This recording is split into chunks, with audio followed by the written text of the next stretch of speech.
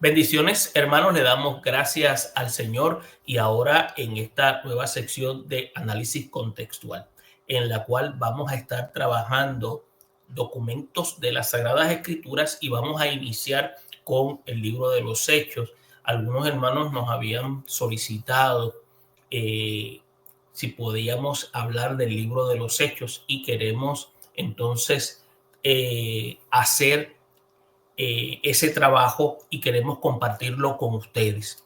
Queremos también que durante el proceso ustedes puedan tomar notas y queremos trabajar el documento a través de lo que acabamos de señalar dentro de un análisis contextual.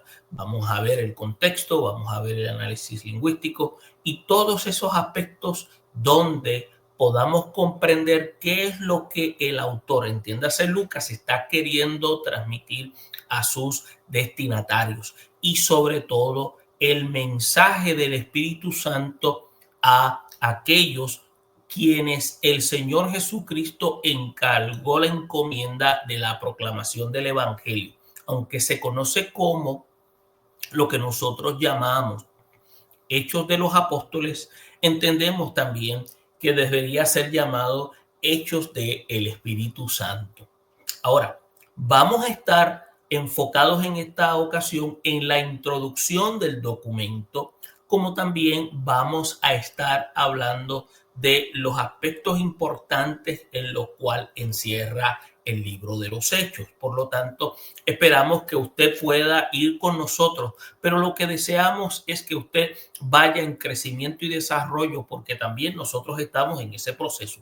Y a la medida que usted y yo tengamos un corazón enseñable, vamos a ir comprendiendo el plan de Dios desde el inicio de la iglesia primitiva y lo que Dios estaba haciendo desde el día que Él comenzó su obra de ministerio hasta esa ascensión donde le encarga entonces a los discípulos que se gradúan ahora como apóstoles enviados a la proclamación. Si ustedes me permiten, vamos a ir a el documento y vamos a hacer lectura del mismo, en donde vamos a estar leyendo, la cual indica lo siguiente. Dice: en el primer tratado, oh Teófilo, hablé acerca de todas las cosas que Jesús comenzó a hacer y a enseñar, hasta el día en que fue recibido arriba, después de haber dado mandamientos por el Espíritu Santo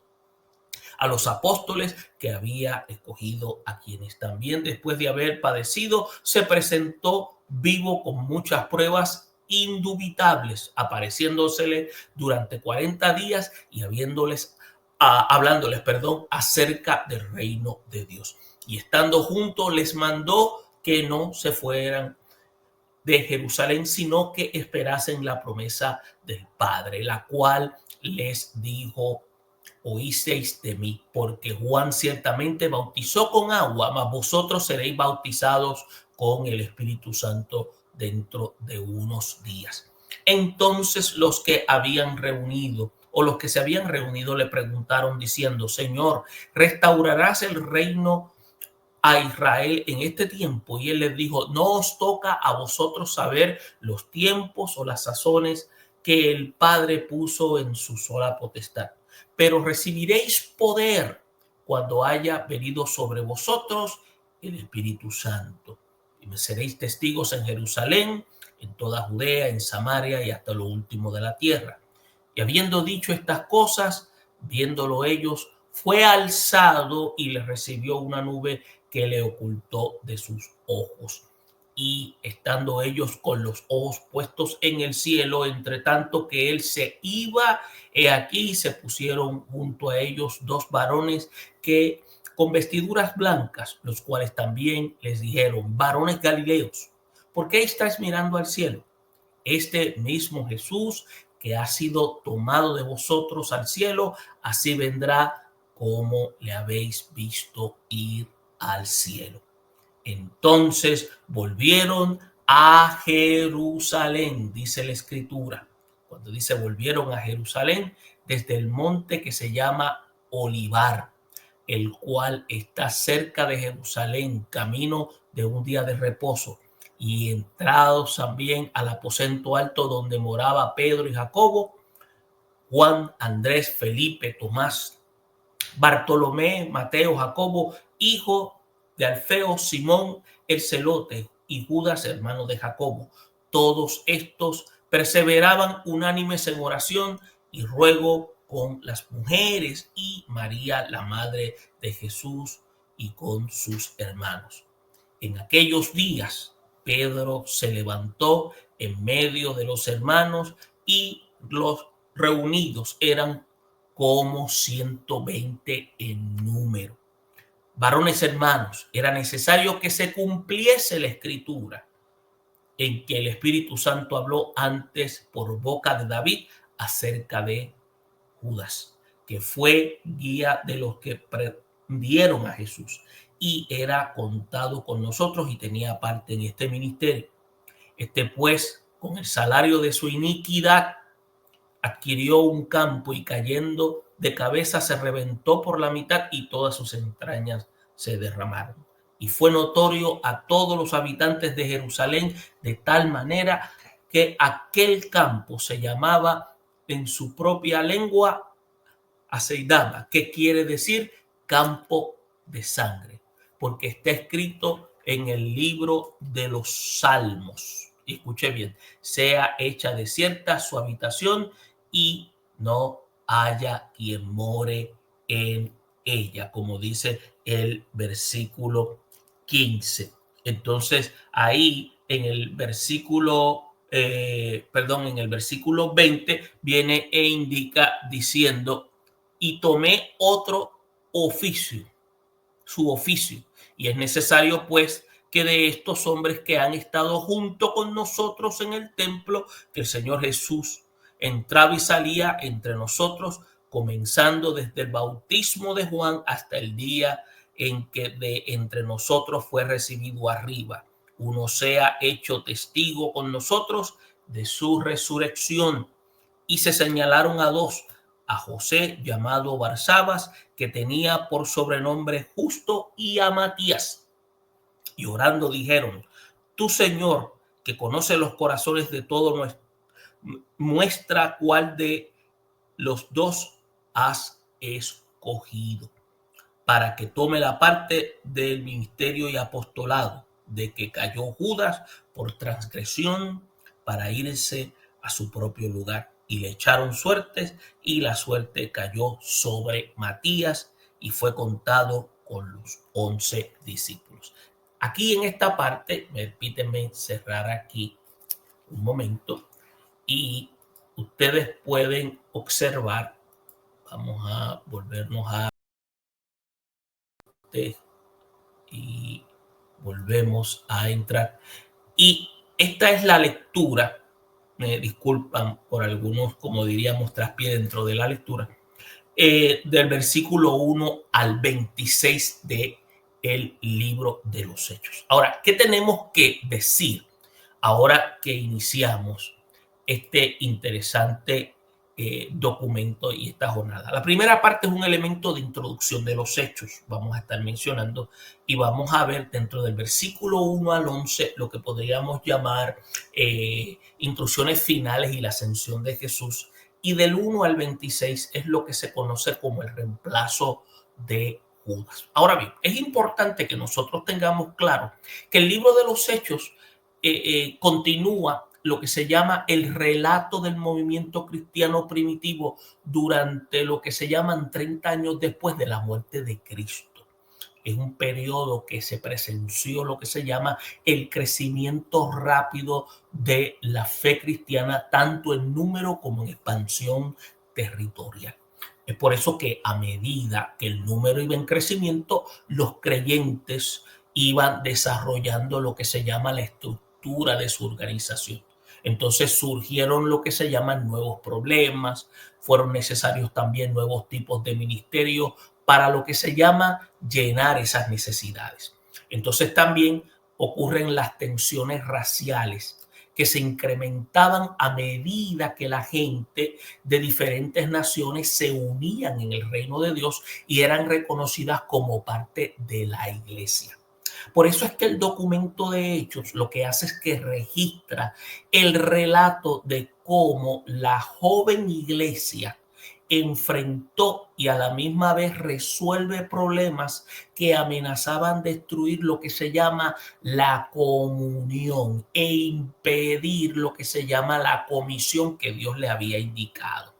Por eso usted va a ver que en repetidas ocasiones Jesús encomendó a sus seguidores lo que se llama la tarea de hacer discípulos, yendo por todo el mundo. Y entiéndase el mundo aquí en el contexto de Jesús, lo que era conocido como el Imperio Romano en aquel tiempo. Pero estas palabras tenían de carácter de trascendencia. ¿Por qué? Porque a la medida que el evangelio iba alcanzando expansión y a la medida que el imperio se iba extendiendo, el concepto mundo iba alcanzando nuevas fronteras. Es por eso que el libro de los Hechos comienza con lo que se llama la última aparición de Jesús a sus discípulos después de la resurrección. Y sus instrucciones finales son concernientes a lo que se llama al poder y la obra del reino de Dios. Es por eso que el reino debía ser lo que se llama establecido en la tierra al dar los discípulos testimonio de Jesús como el Mesías por el poder del Espíritu Santo. Y esto es importante. ¿Por qué? Porque muchos piensan que el reino no se había establecido. Pues fíjese, ya el reino había comenzado a establecerse. Lo que sucede es que comenzó lo que se llama el proceso de reclutamiento, comenzar a llamar almas para el reino. Es por eso que el reino comienza a experimentar un crecimiento, lo que se llama asombroso, durante el primer cuarto siglo después de la muerte de Jesús. Y usted nota cómo Lucas, que es el historiador, él no registra todos los detalles de la expansión del reino, pero lo que hace es que da algunas claves.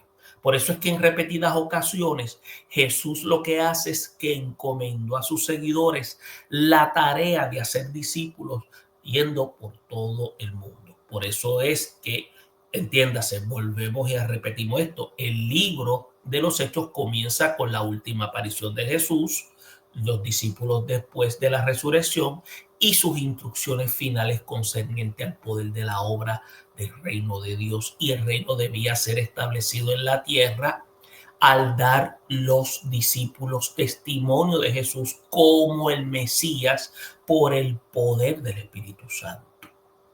Ahora, el reino experimentó lo que se llama ese crecimiento durante el primer cuarto siglo. Ahora, por otra parte, el día de Pentecostés fue clave para la expansión del evangelio por al menos dos razones. ¿Cuáles fueron estas? El Espíritu Santo llenó de poder, entiéndase poder, autoridad a cada discípulo para dar un testimonio efectivo. Y segundo, los judíos de 10 provincias y regiones romanas y de 5 regiones fuera del imperio estaban presentes para escuchar el evangelio.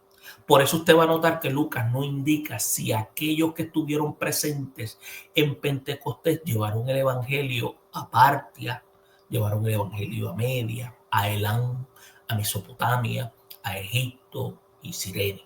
Puede ser que algunos se hayan quedado en Jerusalén. Entonces usted va a notar que Lucas lo que hace es que afirma acerca de unos hombres de Cirene, de Chipre, y que algunos de ellos fueron esparcidos, entiéndase, de Jerusalén por la persecución que surge en el caso de Esteban. Entonces, estos fueron a Antioquía y predicaron a los griegos, y eso usted y yo lo vamos a ver cuando lleguemos al capítulo 11, versículos 19 y 20. Ahora, la iglesia en Roma fue establecida muchos años antes de la llegada de Pablo. Se cree que en el año 60 posiblemente, y algunos judíos de Roma, de Cirene y Chipre, que habían estado en Jerusalén y escucharon el Evangelio en Pentecostés y aparentemente fueron los primeros discípulos de Cristo en esas zonas. Ahora, no es mucho lo que se conoce a los comienzos de la, podríamos decir, diseminación del Evangelio en la zona oriental del imperio. Pero cuando toquemos el capítulo 2, especialmente el versículo 9, se menciona que algunos mesopotámicos y ciudadanos de 3 naciones al este y al sur de Mesopotamia, entiéndase partos, medos, elamitas, estaban presentes en Jerusalén y escucharon el Evangelio el día de Pentecostés. Entonces, también estaban presentes lo que nosotros podemos decir árabes. Lo dice la Escritura, busque Hechos capítulo 2, versículo 11. Entonces, la mayoría de las provincias romanas que se mencionaban en Hechos capítulo 2, versículo 9, 2, 11, aparecen más tarde con relación al trabajo misionero que había realizado el apóstol Pablo. Ahora, volvemos. Hechos lo que hace y señala es toda esta gama de función que va realizando el Espíritu Santo, pero no sigue estrictamente lo que se llama una expansión geográfica de la iglesia. Por lo tanto, conviene que nosotros que vamos a estar estudiando debemos conocer la ubicación de las zonas mencionadas. Por lo tanto, usted se va a dar cuenta que las Biblias que nosotros poseemos tienen unos mapas. Lo que se conoce el aspecto topográfico, tenemos que entonces ir ubicándonos dentro de ellos. Y parece que en este caso el autor de Hechos, Lucas, combina la geografía y los temas que son de importancia para formar lo que se llama una estructura básica, si pudiéramos decir así, del documento. Por eso es que los temas principales están centrados en la relación entre judíos y gentiles dentro de la iglesia. Y es por eso que usted va a ver que entre los capítulos 1 al 5, el trato principal es con la conversión de los judíos en Jerusalén y con el movimiento que es dominado por el elemento hebreo. Cuando usted va del capítulo 6 al 12, se presenta la etapa de judíos helenistas o griegos que incluyen una de lo que se llama diseminación del evangelio entre samaritanos y los gentiles temerosos de Dios, que lo vamos a explicar para que entendamos que habían judíos, habían temerosos de Dios. Entonces, ¿qué es el concepto helénico? Lo vamos a ir explicando más adelante. Entonces, en el capítulo 13 al 15 incluye lo que se llaman extensiones del evangelio entre gentiles relacionados con las sinagogas. Y los capítulos 16-20 muestran lo que se llama como una especie de cambio definitivo de énfasis pasando de los judíos a los gentiles y lo que es la autoexclusión de los judíos. Entonces la conexión con la sinagoga disminuye cuando el evangelio llega a Macedonia, llega a Acaya y llega a Asia. Entonces, al final, capítulos 21 al 28, se refleja el punto culminante de las tensiones entre judíos y gentiles. Y es ahí el rechazo del apóstol Pablo y de su misión a los gentiles por parte de los judíos y el cambio de corazón de Pablo en Roma hacia los gentiles. Esto que le mencionamos es el elemento de introducción para que nosotros podamos tener claro qué es lo que está ocurriendo y usted pueda poder ver más o menos a manera introductoria todo ese panorama del libro y pueda ir conectándose, porque es sumamente interesante estos aspectos y a veces muchos de nosotros no nos damos cuenta. Ahora, otra información que tenemos que observar es la siguiente. Cuando nosotros observamos toda esta información que se presenta en el documento, usted va a observar lo siguiente, y valga la redundancia.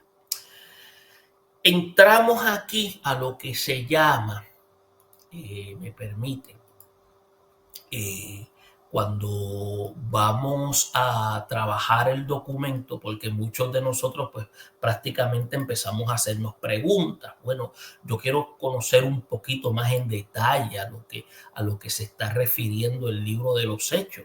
Acuérdense, el libro lo escribe Lucas, él es autor del Evangelio y el libro fue escrito entre posiblemente el año 63 y 70.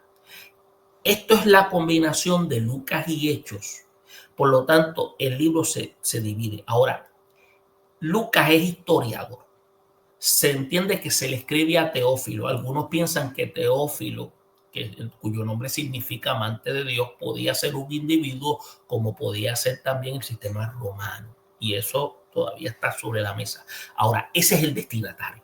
Ahora, para relatarle, entiéndase a Teófilo, lo que aconteció con la resurrección de Jesús. Por eso es que Hechos de los Apóstoles es el segundo volumen de las buenas nuevas, porque era combinado con el Evangelio de Lucas.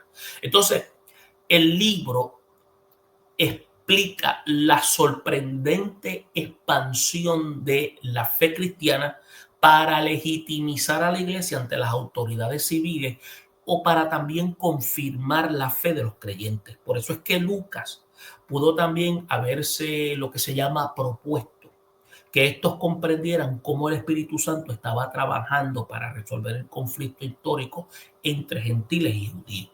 Ahora, otro aspecto importante es que cuando usted analiza el trasfondo histórico, es Lucas el que lo escribe. Él estaba en Roma con el apóstol Pablo.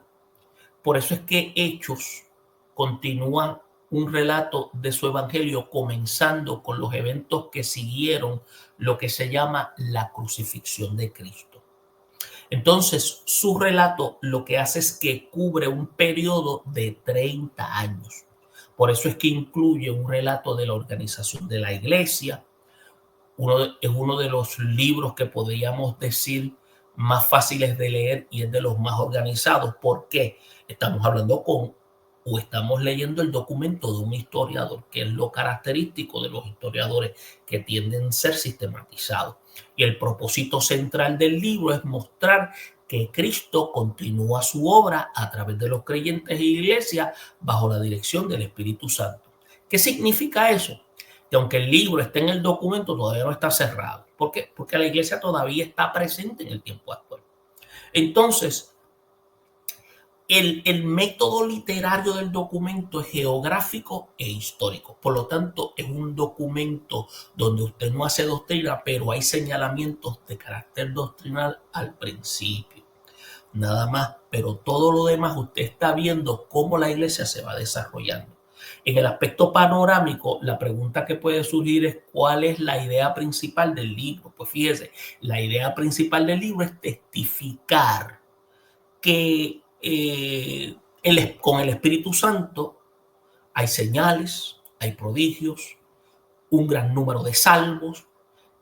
En fin, se puede ver la idea de testificar al mundo con el poder del Espíritu Santo. Por eso es que muchos entienden que se debía haber llamado Hechos del Espíritu Santo.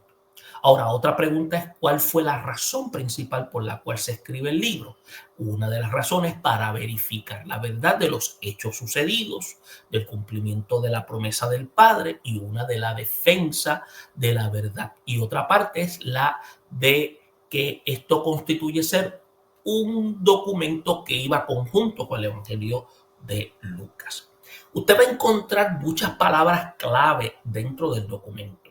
El verbo creer, bautizar, va a encontrar espíritu, espíritu, testigo, y este término testigo va a aparecer en términos como testimonio, testificar,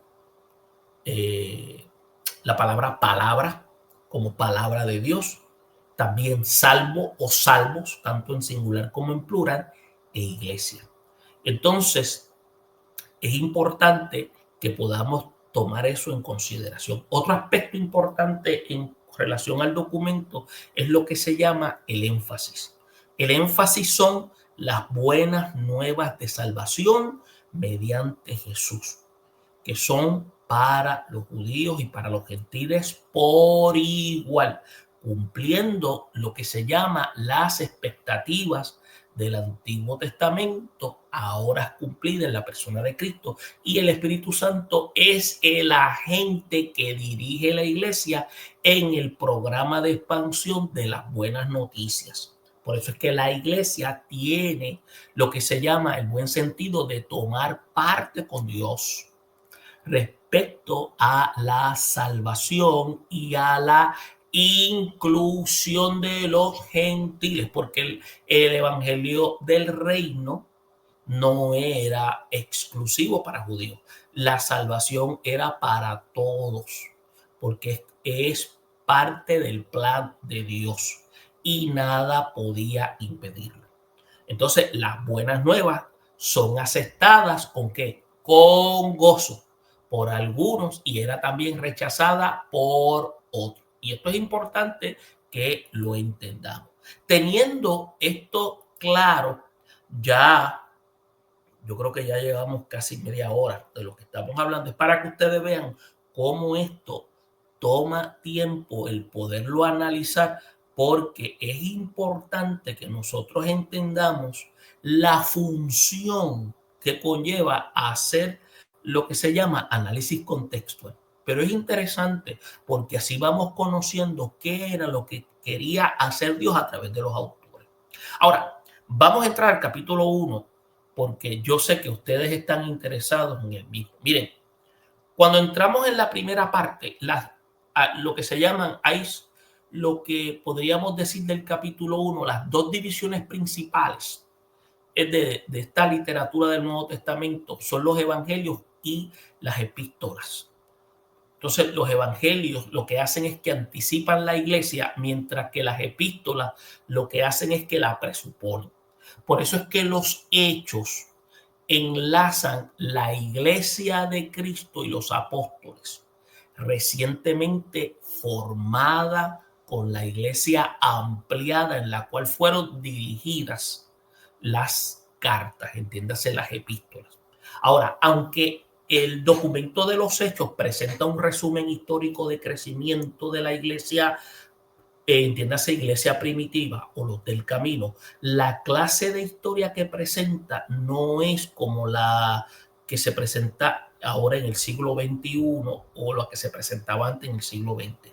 Por eso es que el primer título del libro fue Los Hechos de los Apóstoles. Acuérdense, este título puede fecharse en el año 50, algo así más o menos. Ahora, el contenido no concuerda estrictamente con el título, ya que no se registran las acciones de todos los discípulos. Por eso es importante que usted pueda entender que cuando usted va introduciéndose al documento, usted va a ver más la acción del Espíritu Santo que la acción de los apóstoles.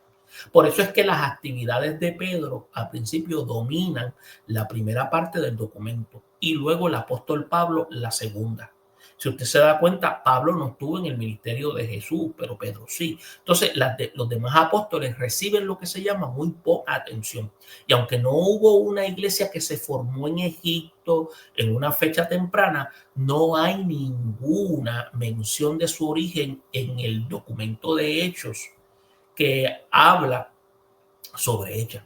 Ahora, Hechos no es un manual o un manuscrito histórico de los apóstoles o una historia de la iglesia primitiva. Entiéndase, Lucas nombra aquí el autor de Hechos nombra a los apóstoles en el capítulo 1, como mencionamos aquí en el versículo 13, que dice, y entrados subieron al aposento alto donde moraban, escuche bien, Pedro, Jacobo, Juan, Andrés, Felipe, Tomás, Bartolomé, Mateo, Jacobo, hijo de Alfeo, Simón el celote y Judas, hermano de Jacobo.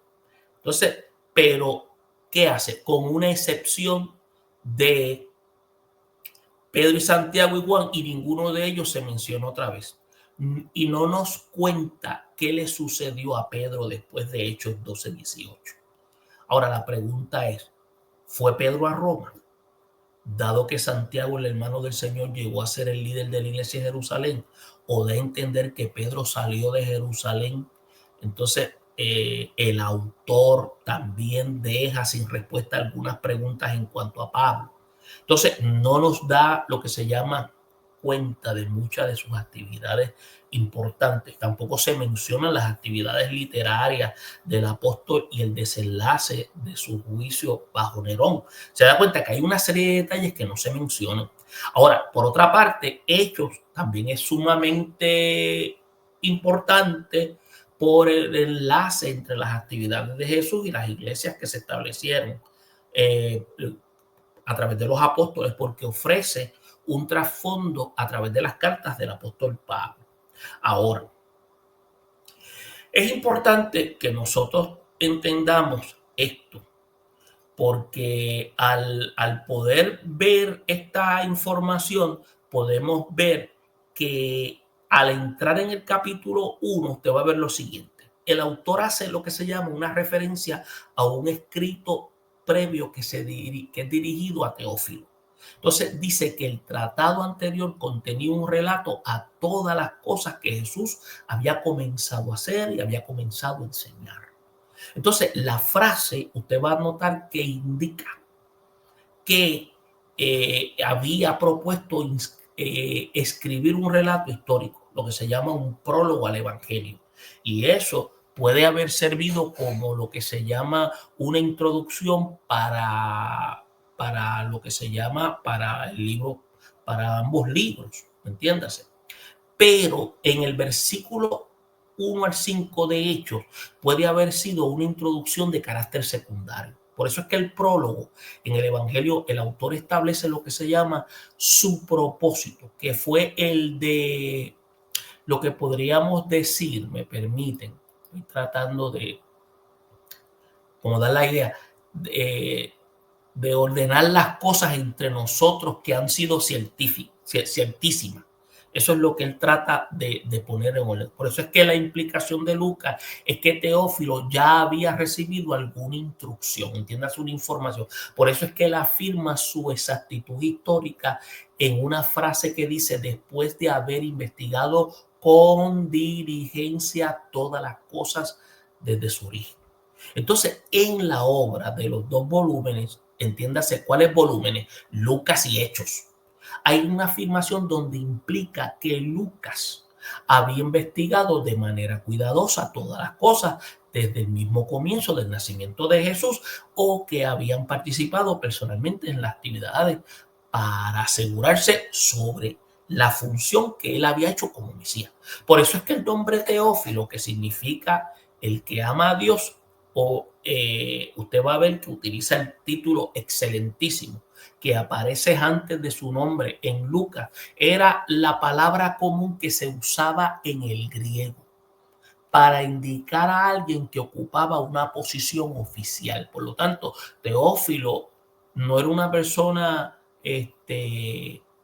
simple en términos de que no era conocida, era una persona que posiblemente tenía una reputación de mayor responsabilidad para los que entienden que era un individuo y no era el Estado.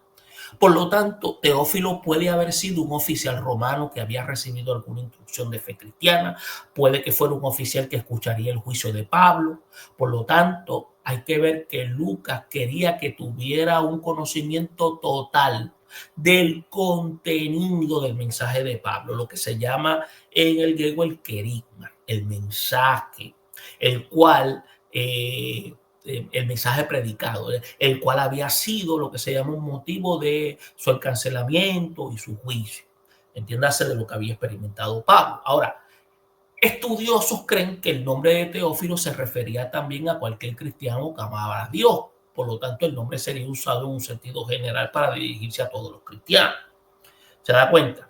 Entonces, cuando usted va al versículo 2, hay una afirmación de que los apóstoles recibieron instrucciones del Espíritu Santo después de la resurrección de Jesús. ¿Se da cuenta? Que indica que la obra de Jesús encarnado y la obra de Cristo resucitado era una sola. Entonces, Lucas no piensa en un evangelio de Cristo y un evangelio del Espíritu Santo. Él enfatiza que el evangelio de Cristo es continuo después de su muerte y después de su resurrección. ¿Por quién? Por el Espíritu Santo. Acuérdese, yo me voy, pero viene ¿quién? El Consolador. Por eso es que en el versículo 3 usted va a ver que Lucas da una sugerencia con respecto al propósito de Hechos, porque después de su resurrección, Jesús continuó, dice que apareciéndose a los discípulos durante 40 días. Los dos propósitos para estas apariciones, ¿cuáles fueron? Número uno, dar una prueba de la resurrección a los discípulos conforme a lo que se había ya indicado y darle instrucciones con respecto a el reino de Dios, que el propósito de Lucas era mostrar cómo el reino de Dios cambió una esperanza judía de tipo nacionalista hasta una realidad espiritual mundial. Era un evangelio para todos, no era un evangelio exclusivo, era inclusivo. Por eso es que Hechos comienza con la pregunta de los discípulos: Señor, ¿restaurarás el reino de Israel en este tiempo? Y usted lo puede encontrar en el versículo 6 del capítulo 1. Entonces, el libro concluye mostrando a Pablo predicando en el reino de Dios y enseñando acerca del Señor Jesucristo y abiertamente y sin ningún tipo de impedimento. Eso lo puede encontrar en el capítulo final, capítulo 28, versículo 31. Entonces, en Hechos se muestra cómo se hace esa realidad de las instrucciones de Jesús respecto al reino de Dios.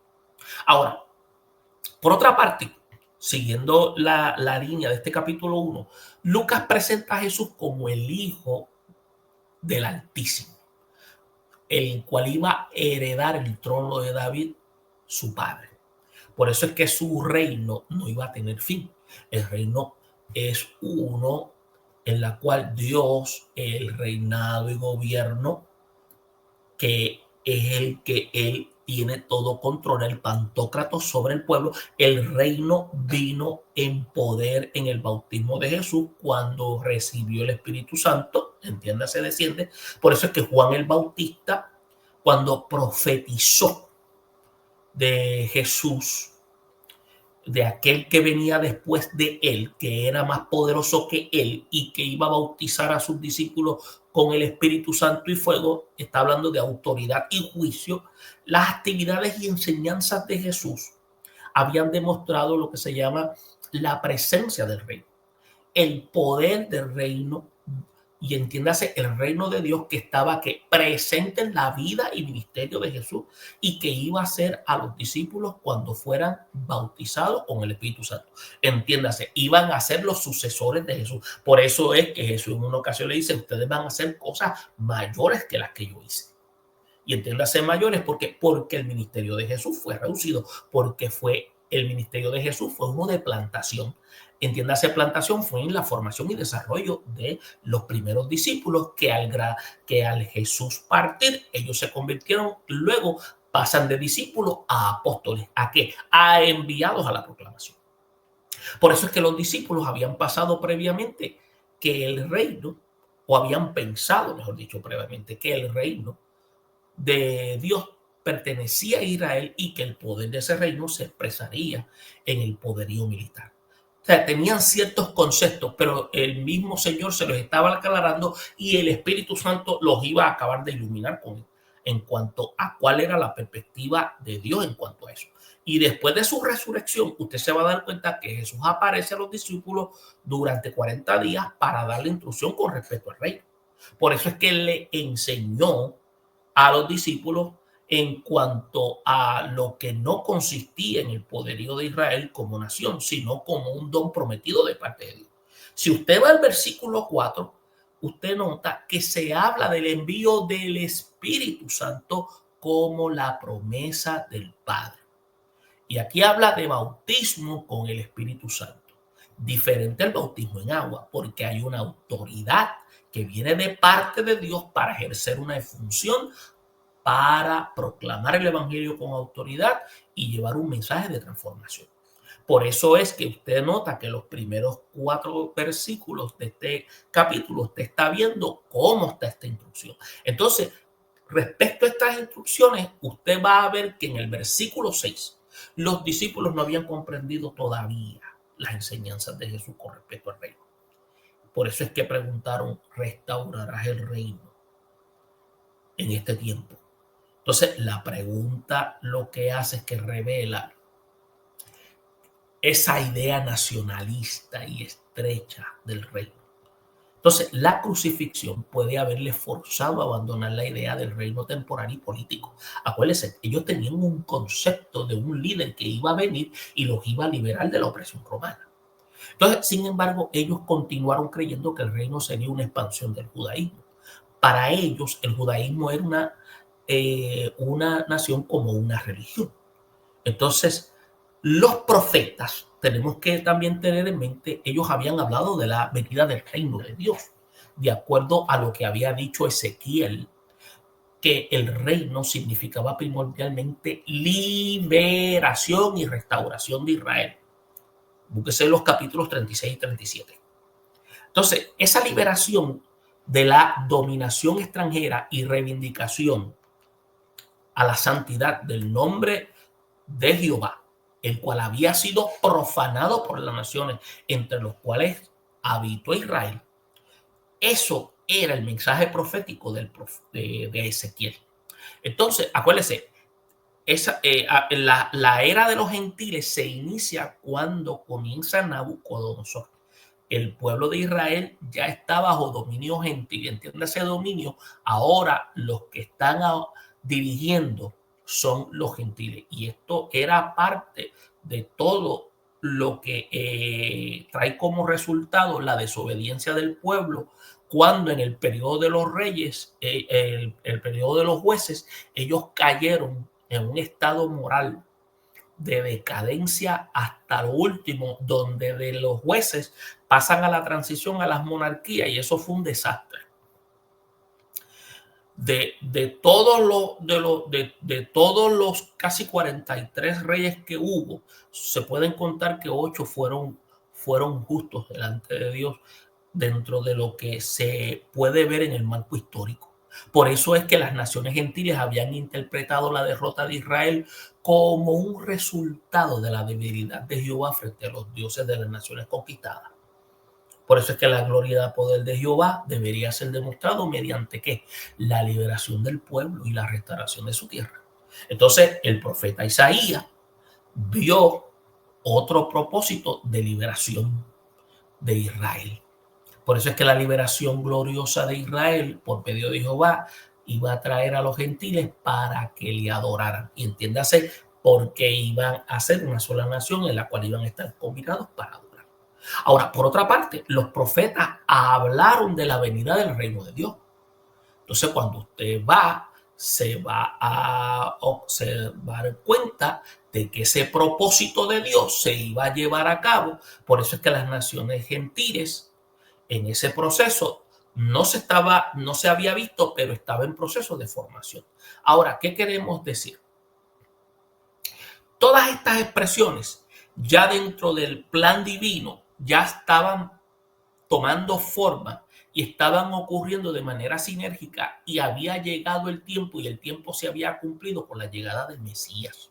Por eso es que el Mesías victorioso, el cual iba a cumplir esas profecías, iba a ser un príncipe de la casa de David, según Isaías 9:6 y según Jeremías 23:5 y el capítulo 3, versículo 9, y vemos cómo Lucas hace la referencia a Jesús como aquel que ocuparía el trono de David, llegando y confirmando basado en los análisis de investigación que él hace en su tiempo, para entonces dejar demostrado que él iba a ser el que iba a reinar para siempre sobre la casa de Jacob, y entiéndase Jacob metafóricamente a Israel. Entonces, no podemos olvidar al profeta Zacarías, que se regocijó en el cumplimiento de las profecías que prometían la liberación de los enemigos de Israel mediante la casa de David. Entonces está el anuncio de la llegada del reino de Dios, que fue lo que se llama la introducción al ministerio público de Jesús. Por otra parte, tenemos que ver que los judíos basaron sus esperanzas en la profecía de Daniel y esperaban la venida de su hijo. y entiéndase su hijo, el Mesías esperado, que iba a establecer el reino con poder y gloria. Esa expectativa, esa esperanza mesiánica. Otros esperaban a el rey davídico, que sería investido con el poder sobrenatural, en la cual iba a destruir a los enemigos de Dios y iba a establecer un reino de paz y justicia. Entonces, todo esto también tenemos que ver que estaban otros esperando una guerra santa en la cual los ángeles iban a tomar participación siendo de apoyo al pueblo de Israel para destruir a los malvados. Ahora, Lucas, usted va a notar que hace mención que toda la gente estaba en gran expectativa con referente al Mesías. Capítulo 3, versículo 15. Por eso es que la muerte de Jesús en la cruz no había extinguido las esperanzas mesiánicas de los discípulos. La muerte y la resurrección de Jesús lo que hizo fue que había añadido una nueva dimensión a la naturaleza del reino. Si usted ve el capítulo 7, en el capítulo 7,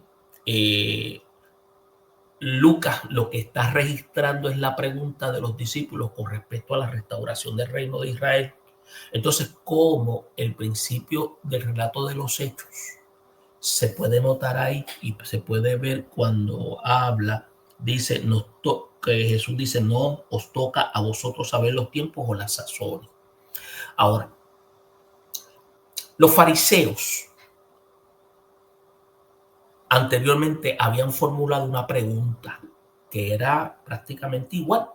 Jesús le había contestando y les afirmó lo siguiente: el reino de Dios no vendrá con advertencia, ni dirán, helo aquí, helo allí, porque he aquí el reino de Dios está entre vosotros.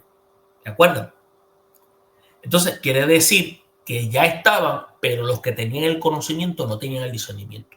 El reino de Dios no vendrá con señales que podrán ser observadas. Los discípulos no habían, o no debían, mejor dicho, si pudiéramos decirlo así, dejarse engañar por aquellos que afirmaban ser los mesías que establecerían el reino político. Acuérdense, la primera llegada del Mesías, los que tenían la capacidad para poderlo identificar no lo hicieron. No lo hicieron porque carecieron de discernimiento, no tenían vida de devoción. ¿Quiénes fueron los que lo identificaron? Aquellos que no tenían la capacitación dentro del conocimiento de lo que se llamaba el Talmud, la Tanakh, la Torá. Fueron gente sencilla, gente no reconocida, pero tenían un corazón enseñable. Pastores, gente que en sí habían puesto su corazón en esa esperanza mesiánica y cuando lo vieron, sus corazones, entiéndase sus conciencias, le estaba dando testimonio de que ese era el Mesías verdadero. Por eso es que Jesús dio una respuesta doble a la pregunta de los discípulos. El reino no vendría de acuerdo con el calendario fijo que el Padre revelaría a los discípulos. Eso es una. Y la otra, los discípulos debían testificar en el poder del Espíritu Santo. Entonces, dado que Jesús estaba hablando con respecto al reino de Dios, usted va a ver que se quería que los discípulos entendieran, comprendieran, integraran que el mismo, entiendan, vendría a través del testimonio de ellos. Esa era la manera en que Jesús iba a venir. Entiéndase en ese momento. Y el reino de Dios se extendió por la tierra a medida que los hombres respondieron a la predicación del evangelio, sometiéndose a Cristo mediante la fe. ¿Se da cuenta? Por eso es que es un proceso de reclutamiento. Ya el reino se ha iniciado. Algunos que me escuchan posiblemente no estarán de acuerdo conmigo, pero esos son fases del reino. Por eso es que cuando dice, lo veo a la diestra, quiere decir que ya está reinando. En el versículo 8, el ministerio terrenal de Jesús se desarrolló en el poder del rey. En esta fase se puede ver que el poder iba a venir a los discípulos cuando el Espíritu Santo descendiera sobre ellos. Entonces, acuérdense, el Espíritu Santo venía por goteo. pero ahora iba a tener una residencia permanente en, la preposición en está en un estado locativo, poniéndolo como el lugar, en sobre, indicando que iba a tener posesión sobre ellos. Entonces es importante en, sobre y con. Y aquí la preposición con indica que iba a tener una compañía. Estas tres preposiciones indican un estado de permanencia constante en la vida de los discípulos. Por eso es que ellos estarían preparados para dar testimonio no solo a los judíos de Jerusalén y Judea, sino también a los samaritanos y a los gentiles en todas partes. Entonces, en todas partes de la tierra. Y Jesús entonces lo finalizó con sus enseñanzas referentes al reino, con las promesas del Espíritu Santo. ¿Quién iba a ser el gerente general, el project manager de todo el proceso? El Espíritu Santo. Cuando usted va a los capítulos 9 y 11, usted va a ver que la vida terrenal y el ministerio de Jesús sobre la tierra tuvo un principio y un fin definido, porque su vida terrenal había comenzado en un pesebre y finalizó en la cruz.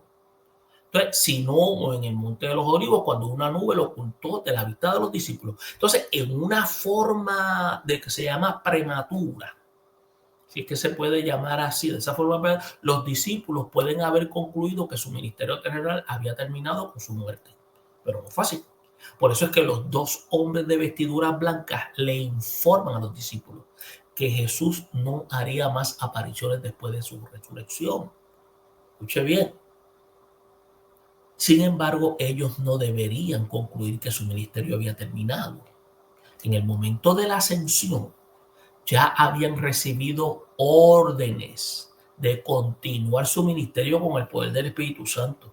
Acuérdense, la gran comisión tiene su anticipo cuando ellos fueron ya a predicar con los otros grupos de discípulos.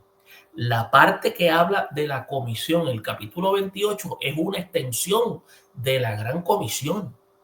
Cuando le dice que vayan a Samaria, a Judea, a los confines de la tierra, porque ya estaban siendo nutridos por las enseñanzas del Maestro y se iba a complementar con la llegada del Espíritu Santo en sus vidas. Por eso es que es importante que el Espíritu Santo era el que iba a abrir el entendimiento para que aquello que ellos habían recibido de Jesús, ellos lo pudieran comprender con mayor amplitud. Por lo tanto, esto iba a ser un trabajo de carácter progresivo en la vida de los discípulos. Por eso es que Lucas había establecido de una manera clara entre los versículos 6 al 11 de este capítulo 1, la esencia del relato del reino, cómo se iba a manifestar a través de todo el libro de los Hechos. Por eso es que los discípulos tenían que hacer la obra del reino. La obra del reino, usted sabe lo que era, testimonio en el poder del Espíritu Santo mientras guardaban el regreso de Cristo. Por eso es que ese trabajo era extender el reino mediante el testimonio hasta los fines de la tierra. Entonces, la naturaleza del cuerpo resucitado de Jesús es de interés que algunos de carácter especulativo. Por eso es que Pablo más adelante enseña que el cuerpo resucitado es un cuerpo espiritual en contraste con el cuerpo natural o de carne y sangre. Entonces, usted va a ver que Lucas y Juan enfatizan que Jesús fue levantado en el mismo cuerpo en el cual fue enterrado. Por eso es que Jesús se reúne con los discípulos en el camino, en Emaús, pero ellos no le conocieron. Él los acompañó durante la cena, se apareció en medio de los discípulos reunidos y comió un pedazo de pescado asado con ellos. Eso lo puede buscar en los documentos que aparecen y puede ver que aparece en Lucas 24:36. Entonces, también la naturaleza espiritual de su cuerpo está enfatizada por lo que se llama la conclusión de que los discípulos, de que era un espíritu o un fantasma, ¿no? Ya él no tenía ningún tipo de compromiso, por eso es que se habla de que se traspasaban paredes y todas esas cosas porque ya su misión se había cumplido. Por eso es que Jesús indicó que su cuerpo no era un fenómeno puramente espiritual, dado que las cicatrices de los clavos eran evidentes en sus manos y pies y su cuerpo podía ser tocado. ¿Se da cuenta? Mientras estaba allí lo podían tocar, pero ya su misión había sido realizada. Entonces, usted va a notar que en los versículos 12 al 26 viene la parte que se conoce como el reemplazo de Judas. Y en esta parte, usted y yo tenemos que notar cómo es que se hace toda esta función de este trabajo y ellos comienzan a buscar el reemplazo de Judas. Por eso es que identifica lo que se llama el lugar de ascensión como Betania, pero Hechos lo identifica como el Monte Olivar. Lucas no hace distinción entre Betania y el Monte Olivar, él describe la distancia nada más.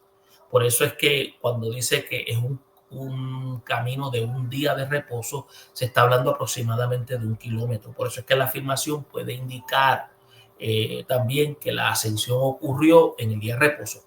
Cuando habla del aposento alto, puede haber sido un lugar de la última cena donde se llevó a cabo y que se ha sugerido, según los que trabajan en el campo histórico, que él estaba en la casa de María, la madre de Juan Marcos, en lugar de la reunión donde estaban los cristianos en Jerusalén. Por eso es que los 11 discípulos que se mencionan en el versículo 13, con la excepción de Pedro, la excepción de Juan y Santiago, ninguno de ellos es mencionado nuevamente. Ahora, tenemos que ver que Lucas no menciona que los apóstoles obedecieron las instrucciones de Jesús, que Jesús les había dado de esperar la venida del Espíritu Santo. Ellos lo que hicieron fue que pasaron el tiempo en oración junto con las mujeres, la madre y los hermanos de Jesús. Cuando habla de las mujeres, puede haberse incluido también a María Magdalena, María, la otra María, también se incluye a Salomé, a Juana, a Susana y a otras. Quiere decir que había mujeres participando. Entonces, también Lucas hace mención que los apóstoles obedecieron las instrucciones de que Jesús les había dado a ellos para esperar la venida del Espíritu Santo. Escuche bien. Por eso es que ellos pasaron el tiempo en oración junto con las mujeres. Entonces, en ninguna otra parte, como había mencionado, se menciona a María, la madre de Jesús. Ella, acuérdense, era tenida en gran estima por ser la madre de Jesús, pero las escrituras no justifican la posición especial que le ha dado la Iglesia Católica. Por eso es que los hermanos del Señor eran obviamente los hijos de María, como dice Marcos 6:3, y menciona sus nombres como Jacobo, José, Judas y Simón. Pero pareciera que ellos dudaban de la salud mental de Jesús antes de su muerte y de su resurrección. Parecían que ellos creían que Jesús estaba como que le faltaba un par de tornillos, como diríamos nosotros en el pueblo. Ahora, probablemente se convirtieron después de la resurrección, cuando cayeron en cuenta que era cierto de lo que se estaba hablando su hermano. Entonces, Pablo menciona la aparición de Jesús a Jacobo en el capítulo 15, versículo 7 de su carta en Corintios. Entonces, y esto es importante porque esto llegó a un papel importante porque Jacobo llegó a ser un líder de la iglesia de Jerusalén. Entonces, hay una teoría que algunos de los primeros padres de la iglesia, de que los hermanos de Jesús eran hijos de José de un matrimonio anterior y no tienen evidencia histórica para que eso se apoye. Ahora, sí Jesús tenía hermanos, es lo que tenemos que saber. Ahora bien, búsquese los versículos 15 al 20 y usted va a ver que se ofrece una evidencia de liderazgo de parte de Pedro en lo que se llama en esta asamblea cristiana. Entonces, este grupo de aproximadamente 120 personas estaba compuesto ese lugar que habían venido de Galilea. Por eso, de Galilea a Jerusalén. Entonces, Pablo lo que hace es que afirma que Jesús apareció a más de 500 hermanos en Galilea.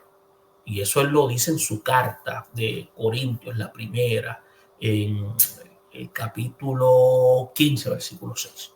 Entonces, dado que habían 4 millones de judíos en esa área de Judea que llaman Palestina, los 120 discípulos daban una proporción de menos de de uno por cada 30,000. Ahora, el futuro del reino no dependía de la fuerza de los discípulos, sino del poder de Dios. Y esto es importante que nosotros entendamos eso. Por eso es que hay una serie de narraciones que preservan en cuanto a la muerte de Judas. Está Mateo 27, versículo 3 al 5, que indica que Judas cometió suicidio. Después que Jesús fue capturado y llevado ante Pilato, Judas mostró lo que se llama ese dolor por su acción, devolviendo las 30 piezas de plata a los sacerdotes, y admite que él había traicionado por sangre inocente. Entonces, después de que Judas se ahorcó, los sacerdotes descendieron o decidieron, mejor dicho, que el dinero podía ser usado lícitamente para comprar terreno que se usara como cementerio para extranjeros, según lo que se tiene entendido cuando usted vaya y evalúa a través de la ciencia bíblica.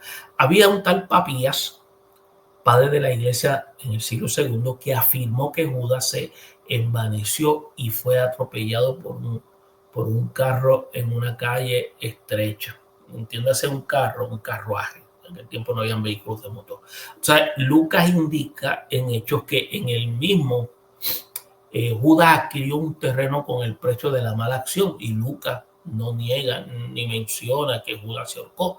Lo que sí afirma es que se cayó y se reventó por la mitad. Esa es la afirmación de él. Ahora, debido a que se salieron sus órganos internos y botó la sangre, y la propiedad que se había comprado llegó a ser conocida como el campo de sangre, eso es información que se da, pero lo que sí sabemos es el que se convirtió en el recipiente para entregar al maestro. Entonces, vemos que cuando usted va a los versículos 21 y 26, se ve la interpretación de lo que aparece en el Salmo 109, versículo 8. Dice que se hizo que la iglesia primitiva seleccionara a Matías para reemplazar a Judas. Por eso es que la naturaleza del oficio y la función de los apóstoles